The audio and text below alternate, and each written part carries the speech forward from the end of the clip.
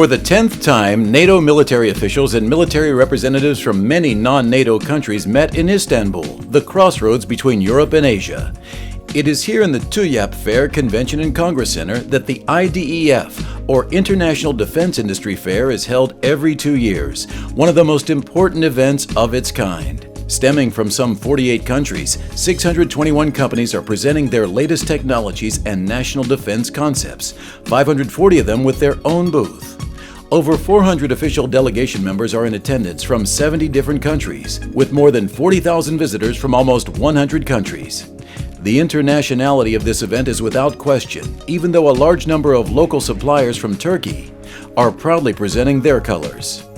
Similarly, most of the other exhibitors are also represented in the framework of national pavilions. Next to the United States, the European Union's role is actually the most important.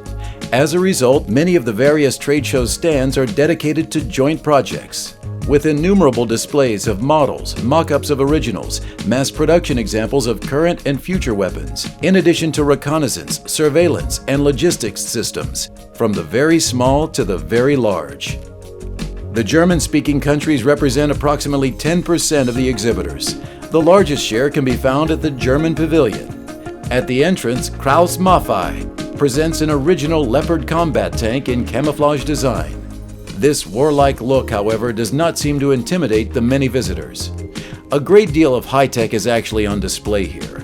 Among others, Carl Zeiss in the field of optronics, for example, pairs high-precision optical systems with high-power electronics for surveillance and target acquisition.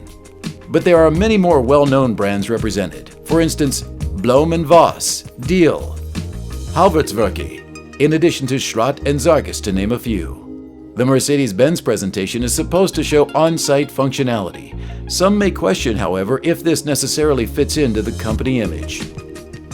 South Africa's presentation is rather exotic. Nonetheless, 23 exhibitors have made the trip from the Cape of Good Hope.